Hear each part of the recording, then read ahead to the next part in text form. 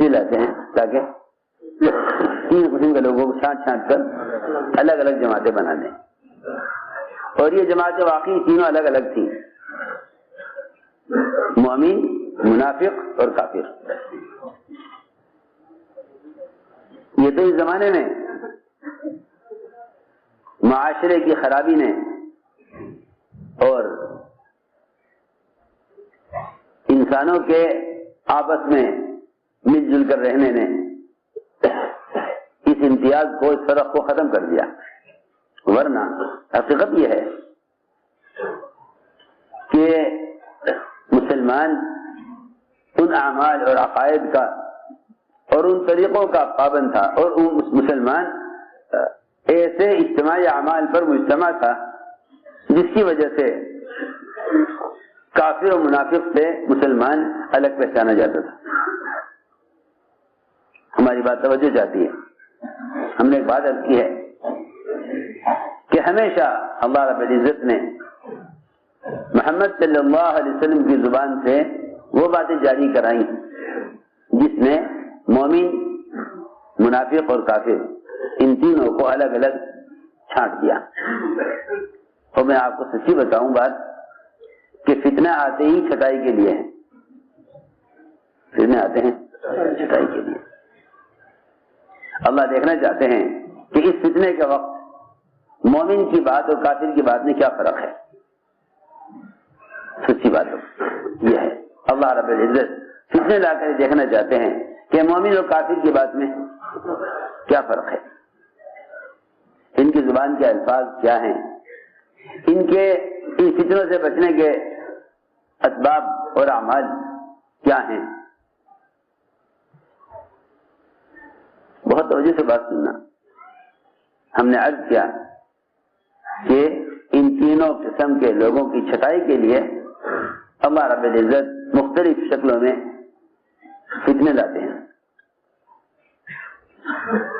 یہاں تک کہ حضور اکرم صلی اللہ علیہ وسلم ایسی باتوں کی خبر دیتے ہیں جن خبروں سے ہی یہ تینوں قسمیں الگ الگ ہو جائیں.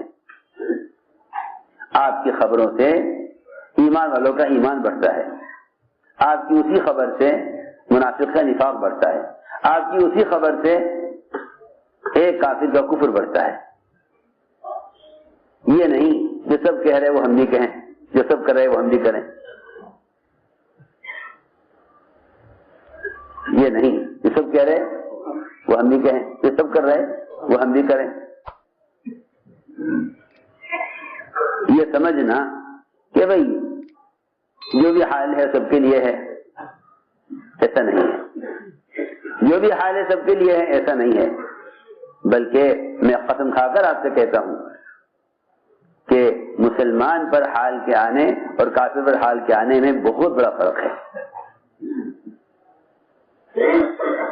ہم نے عرض کیا ہے کہ بات سب کے لیے ایک فرمائی، لیکن ہر ایک کے لیے اس بات کے لینے کا انداز اور اس بات سے متاثر ہونے کا انداز الگ ہوگا. میں عرض کرتا ہوں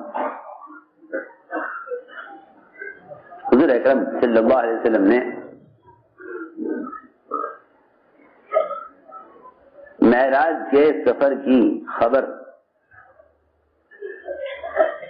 حضرت ابوبکر صدیق جیسے تصدیق کرنے والے ان سے پہلے آپ نے ابو جہل کو بتائی. ابو جہل کذاب اکبر، سب سے بڑا جھٹلانے والا، جو چیزیں بالکل نعوذ باللہ عقل کے اعتبار سے ناممکن.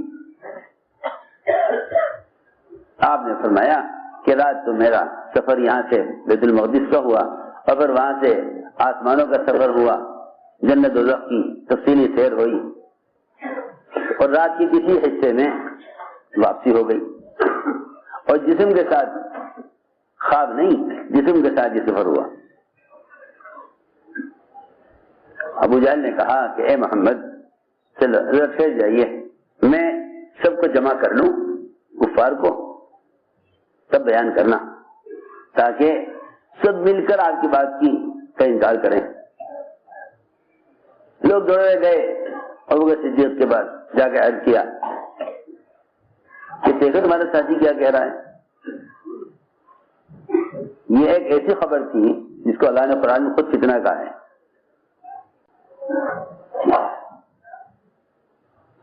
خود قرآن اللہ نے اس کو فتنہ کہا کہ ہم تمہارے ایمان کو آزما کے دیکھیں گے کہ تم میں کون مومن ہے, کون منافق ہے, کون کافر ہے. جب آپ نے یہ خبر دی تو ایمان والوں کو تو ایمان بڑھ گیا کہ ہاں بات حق ہے, ہم اس کو مانتے ہیں. اگر ہم اس میں شک کریں تو ہم ایمان کے دائرے سے اور ایمان کی دولت سے محروم کر دیے جائیں گے. پکی بات ہے. جو کمزور ایمان والے تھے وہ مرتد ہو گئے, مرتد ہو گئے. چلیں گے نہیں, یہ تو ایسی بات ہے کہ اس بات کو کوئی قبول نہیں کرے گا, لہذا نعوذ باللہ ایسی بات نہیں کہنی چاہیے جو حالات اور اسباب کے اعتبار سے ناممکن ہو. ہاں, میں کچھ کہنا چاہتا ہوں. آج بھی مسلمان کا یہ خیال ہے کہ بھئی اتنی ایسی بات کہو جس بات کو عوام قبول کر لیں, ایسی بات کہو جس کو عوام قبول کر لیں. وہ بھی یہ کہتے تھے کہ اے محمد آپ وہ بات کیجئے جس بات کو سب قبول کر لیں. اب آپ یہ کہیں کہ رات کی کسی ایک حصے میں 1 مہینے کا سفر زمین کا, لامحدود سفر آسمانوں کا ہو گیا. میں نے عرض کیا کہ کمزور ایمان والے مرتد ہو گئے,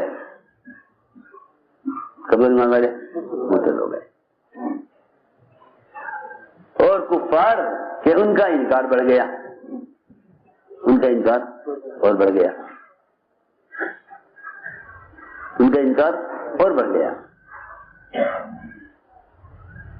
تو میں نے عرض کیا کہ حضور اکرم صلی اللہ علیہ وسلم نے جب بھی کوئی خبر دی آپ نے, وہ خبر ہمیشہ ظاہر کے خلاف ہوئی, تاکہ ہم دیکھیں کہ نبی کی بات کا یقین کون کرتا ہے اور کون انکار کر دیتا ہے اور کون شک میں پڑ جاتا ہے. ایسے ہی خندق کا موقع,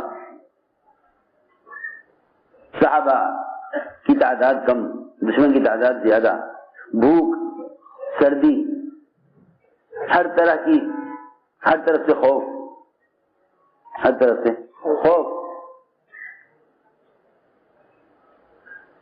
حضور اکرم صلی اللہ علیہ وسلم نے اس موقع پر آپ نے فرمایا کہ اللہ رب العزت نے قیصر اور کسریٰ کے محلات کو ہمارے لیے فتح کر دیا ہے. منافقین کو یہ الجھن یہ حالات تو یہ ہیں, کھانے کو ٹکڑا نہیں ہے, بدن چھپانے کو کپڑے نہیں ہیں, خوف کی وجہ سے خندق کھود رہے ہیں, دشمن کی تعداد زیادہ ہے, مسلمان کی تعداد کم ہے, اور کہتے یہ ہیں کہ بڑی بڑی بادشاہتیں کسریٰ اور قیصر, ان کے محلات کا فتح ہونا دکھا دیا گیا ہے. میں عرض کرتا ہوں, اگر مسلمانوں سے وعدے ایسے حالات نہیں کیے جائیں تو ایمان کے امتحان نہیں. اگر منافقین سے وعدے ایسے حالات نہیں کیے جائیں تو ان کا اس بات کو قبول کر لینا کوئی کمال نہیں. منافقین نے سن کر کہا ما وعدنا اللہ ورسولہ الا غرورا, کہ سارے وعدے دھوکہ ہیں, کچھ نہیں ہوگا. امام نے سن کر کہا کہ نہیں, اللہ کے رسول کے وعدے سچے ہیں, اللہ کے رسول نے سچ کہا ہے. ان خبروں سے ایمان والوں کے یقین اور ان کی اطاعت میں اور اضافہ ہوا. ما زادہم الا ایمانا و تسلیما. قرآن نے اس کو بیان کیا ہے جگہ جگہ کہ نفاق کیسے بڑھتا ہے اور ایمان کیسے بڑھتا ہے اور کفر کیسے بڑھتا ہے. ہم نے عرض کیا کہ آج بھی یہ بات ہے کہ اللہ رب العزت ایمان والوں کو منافقین سے چھانٹنے کے لیے اور ایمان والوں کو کفار سے چھانٹنے کے لیے اللہ تعالیٰ ایسے حالات لائیں گے. دیکھنا چاہیں گے کہ ان حالات میں مومن کیا کرتا ہے, ان حالات میں مومن کیا کرتا ہے. یہ ہم نے عرض کیا کہ اس آزمائش کے بغیر ایمان قبول اللہ کے یہاں ہوتا نہیں. اللہ تعالیٰ عقائد کو بھی پرکھتے ہیں, اس کا عقیدہ کیا ہے, اس کو پرکھنے کے لیے ایسے حالات لاتے ہیں, پرکھنے کے لیے ایسے حالات لاتے ہیں کہ جو حال آیا ہے مومن اس حال کو کس سے جوڑتا ہے, آیا خالق سے یا مخلوق سے. اگر کسی بھی حال کو مخلوق سے جوڑے گا تو پھر یہ اس حال کے ہٹنے کا مقابلہ مخلوق سے کرے گا, اور اگر کسی بھی آنے والے حال کو خالق کی طرف منسوب کرے گا تو پھر یہ سوچے گا کہ اللہ رب العزت سے اس حال سے نکلنے اور اللہ رب العزت اس حال کو اللہ سے اس حال کو ہٹانے کے لیے ہمیں اللہ کی طرف کیا قدم اٹھانا ہے. بہت آسان بات ہے. حالات کو اگر منسوب کیا جائے اللہ کے غیر کی طرف تو مسلمان چلے گا اللہ کے غیر کی طرف, مسلمان چلے گا اللہ کے غیر کی طرف. اور اگر کسی بھی حال کو بدلنے کے لیے مسلمان اس حال کے آنے کو اللہ کی طرف سے یقین کرے گا تو حال کو بدلنے کے لیے اللہ کی ذات کی طرف چلے گا. تمام امور اللہ تعالی کے قبضے میں ہیں, تمام امور اللہ تعالی کے قبضے میں ہیں, اور تمام امور میں ملائکہ اور فرشتے پھیلے ہوئے ہیں. انسانوں کو نظر نہیں آتے, لیکن کوئی ایک شعبہ بھی ایسا نہیں ہے جس پر ملائکہ کا تسلط نہ ہو. ہم سمجھتے ہیں ان دنیا کے شعبوں کو دیکھ کر کہ وزارت صحت پر وزرائے صحت کا قبضہ ہے, ایسا نہیں ہے. بلکہ جتنے بھی شعبے ہیں دنیا کے, ان تمام شعبوں میں فرشتے بکھرے ہوئے ہیں, تمام شعبوں کے اندر فرشتے بکھرے ہوئے ہیں. میرے دوستو عزیزو, اس لیے کسی بھی حال کو حال سے بدلنا یہ مومن کا کام نہیں. ہر قسم کے حال کو اعمال سے بدلنا, ہر قسم کے حال کو اعمال سے بدلنا یہ مومن کے لیے, مومن کا راستہ یہ ہے کہ جو بھی حال آیا ہے اس حال سے متعلق حکم تلاش کرو, حال سے متعلق حکم تلاش کرو کہ اللہ رب العزت یہ حال لائے ہیں, اس میں اللہ ہم سے کیا چاہتے ہیں, اس میں اللہ ہم سے کیا چاہتے ہیں. کسی بھی حال سے نکلنے کے لیے حال کا مقابلہ کرنا یا کسی بھی حال سے نکلنے کے لیے اسباب کے ذریعے مقابلہ کرنا, یہ تو ان کا راستہ ہے جو انبیاء علیہ السلام کو نہیں مانتے تھے, جو اللہ پر ایمان نہیں لاتے تھے. وہ یہ کہتے تھے کہ ہم ہر حال کا مقابلہ اسباب سے اور حال سے کر لیں گے. انبیاء علیہ السلام کی تعلیم یہ ہے کہ جو بھی حال آئے تم اس حال کا مقابلہ اعمال سے کرو, حال کا مقابلہ اعمال سے کرو. سمجھتے تھے جب کسی حال کا مقابلہ حال سے کیا جاتا ہے اور کسی حال کے لیے مخلوق سے مدد لی جاتی ہے تو فرماتے تھے کہ اگر اندھا اندھے سے کہے کہ راستہ مجھے دکھلا دو تو اس سے بتاؤ کہ اندھے پن کا علاج ہوا یا اندھے پن میں اضافہ ہوا. اگر لنگڑا لنگڑے سے کا سہارا لے تو بتاؤ اس سے لنگڑے پن کا علاج ہوا یا لنگڑے پن میں اضافہ ہوا. ہر لائن میں نقصان میں اس لیے اضافہ ہے کہ مسلمان اپنے مسائل کے حل کے لیے اللہ کے ضابطوں سے ہٹ کر مدد لے رہا ہے, اللہ کے ضابطوں سے ہٹ کر مدد لے رہا ہے. اللہ کے ضابطے سے ہٹ کر مدد لینا بالکل ایسا ہے, اللہ کے ضابطے کو چھوڑ کر مدد لینا صرف ایسا ہے جیسا کوئی لنگڑا لنگڑے کا سہارا لے کہ دو لنگڑوں کے جمع ہونے سے لنگڑے پن کا علاج نہیں ہوتا بلکہ لنگڑے پن میں اضافہ ہوتا ہے. حضرت کا بیان ہے کہ لنگڑے کا سہارا لینے سے لنگڑے پن کا علاج نہیں ہوتا. دوسری بات یہ ہے کہ اللہ کی طرف سے آنے والے کسی بھی حال کا مقابلہ اگر سبب سے کرو گے، کسی بھی حال کے آنے کا مقابلہ اگر سبب سے کرو گے تو یہ اسباب تمہیں اعمال سے روکنے پر آ جائیں گے. یہ اسباب تمہیں اعمال سے روکنے پر آ جائیں گے. یہ تو کھلی آنکھوں یہ بات نظر آ گئی ہے اس وقت کہ بڑی آسانی سے لوگ کہہ دیتے ہیں کہ یہ موقع اس عمل کے کرنے کا نہیں ہے. یہ موقع اس عمل کے کرنے کا نہیں ہے. یہ موقع اس عمل کے کرنے کا نہیں ہے. اس کا پورا مطلب یہ ہے کہ تم اللہ کے ضابطوں سے ہٹ کر کائنات کی شکل کے ذریعے اللہ کے عذاب کا مقابلہ اور اس کا علاج کرنا چاہتے ہو. حالانکہ جو حالات گناہوں کی وجہ سے آئے ہیں، جو حالات گناہوں کی وجہ سے آتے ہیں، وہ حالات اسباب سے دور نہیں ہوتے. جو حالات گناہوں کی وجہ سے آتے ہیں وہ اسباب سے درست نہیں ہوتے. جو حالات گناہوں کی وجہ سے آتے ہیں وہ حالات اسباب سے درست نہیں ہوتے. جو حالات گناہوں کی وجہ سے آئے ہیں وہ حالات اعمال سے ان حالات کا دفاع کیا جاتا ہے. اعمال سے ان حالات کا دفاع کیا جاتا ہے. جب بھی مسلمان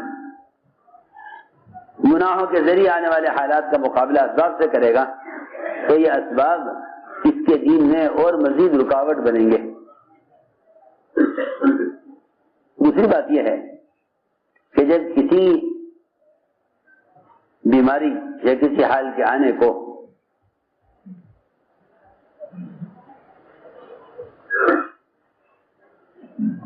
اتفاقی طور پر سوچ لیا جاتا ہے کہ یہ تو اتفاق سے ہو گیا، تو ایسے لوگوں کا خیال ان حالات میں اعمال کی طرف نہیں جاتا. وہ کائنات کے نقشوں میں بیماریوں کے آنے کی وجوہات تلاش کرتے ہیں. یہ سب سے بڑا اندھا پن ہے. یہ سب سے بڑا اندھا پن ہے. سنو میں کیا کہہ رہا. یہ سب سے بڑا اندھا پن ہے کہ مسلمان بیماریوں کے اسباب اور بیماریوں کی وجوہات چیزوں میں اور اسباب میں تلاش کرے. ہماری بات توجہ چاہتی ہے. بیماری انسان کے بدن میں پیدا ہوئی ہے. بیماری انسان کے بدن میں پیدا ہوئی ہے. اس بیماری کے پیدا ہونے کا بدن سے بڑھ کر اور کوئی سبب نہیں ہے. میری بات توجہ چاہتی ہے. بیماری انسان کے بدن میں پیدا ہوئی ہے. اس بیماری کے پیدا ہونے کا بدن سے بڑھ کر کوئی سبب نہیں ہے. سب سے بڑا سبب بیماری کے پیدا ہونے کا خود انسان کا بدن ہے. باہر کے اسباب جسم میں بیماری پیدا نہیں کرتے. باہر کے اسباب بدن میں بیماری پیدا نہیں کرتے. ہماری بات توجہ چاہتی ہے. ان باتوں کا سمجھنا ہے مشکل مگر سمجھانا ضروری ہے. باہر کے اسباب بدن کے اندر بیماری پیدا نہیں کرتے، بلکہ گناہ وہ باہر کی فضا کو اتنا گندا کر دیتے ہیں،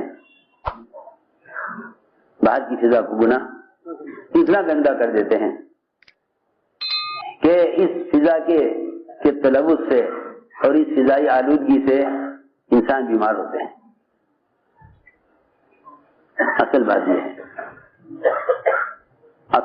ہے لوگ سمجھتے ہیں کہ بیماری فضا میں ہوتی ہے جو انسان کے اندر داخل ہوتی ہے. حالانکہ ایسا نہیں ہے،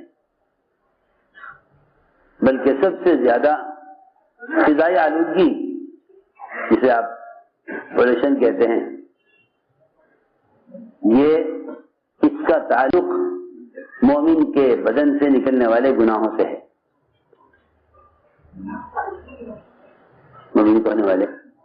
مومن سے ہونے والے گناہوں سے ہے۔ دوسری بات یہ ہے کہ کیونکہ اللہ رب العزت نے انسان کے بدن کو عبادت کے لیے پیدا کیا ہے، جب اس کے اعضاء گناہ کے لیے استعمال ہوتے ہیں، جب اس کے اعضاء گناہ کے لیے استعمال ہوتے ہیں تو یہ اس کی بدن کی بیماری کا پہلا سبب ہوتا ہے۔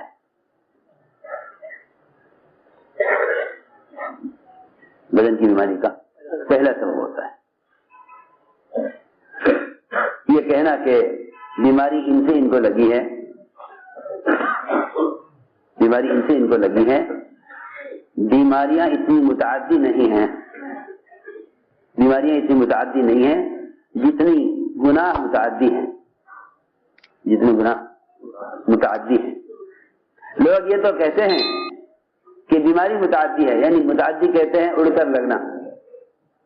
لوگ یہ تو کہتے ہیں کہ جسمانی بیماری متعدی ہے، حالانکہ جسمانی بیماری سے کہیں زیادہ گناہ متعدی ہوتے ہیں، گناہ متعدی ہوتے ہیں، گناہ متعدی ہوتے ہیں۔ جس طرح عبادات متعدی ہوتی ہیں، عبادات متعدی ہوتی ہیں۔ جی ہاں، آپ عبادت کرنے والوں کے پاس بیٹھیں تو ان کی عبادت کے اثرات آپ پر ضرور پڑیں گے، آپ پر عبادت کے اثرات ضرور پڑیں گے، آپ پر عبادت کے اثرات ضرور پڑیں گے۔ لیکن اگر مسلمان گناہوں میں مبتلا ہو جائے گا تو ان کے گناہوں کے اثرات بیماری کی شکل میں دوسروں کے اندر منتقل ہوں گے۔ میری بات توجہ چاہتی ہے۔ آج کل ڈاکٹر کہتے ہیں کہ ان کی صحبت سے بیماری منتقل ہوئی ہے، ان کی صحبت سے بیماری منتقل ہوئی ہے۔ اس سے کہیں زیادہ بدکاروں کی صحبت سے بیماریاں منتقل ہوتی ہیں۔ جس طرح صلحاء کی صحبت سے نیکیاں منتقل ہوتی ہیں، صلحاء کی صحبت سے نیکیاں منتقل ہوتی ہیں، صلحاء کی صحبت سے نیکیاں منتقل ہوتی ہیں۔ حضور اکرم صلی اللہ علیہ وسلم نے فرمایا کہ اگر تمہاری کیفیت، صحابہ سے فرمایا، اگر تمہاری کیفیت جو مسجد میں ہے وہ کیفیت تمہارے اپنے گھر میں ہو،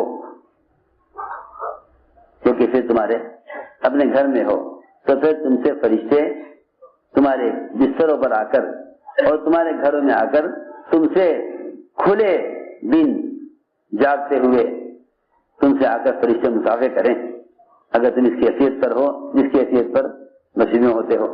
معلوم ہوتا ہے کہ اجتماعی اعمال فرشتوں کی مصاحبت کے اعمال ہیں، اجتماعی اعمال فرشتوں کی مصاحبت کے اعمال ہیں۔ ہم اس بات پر ذرا غور کریں کہ انفرادی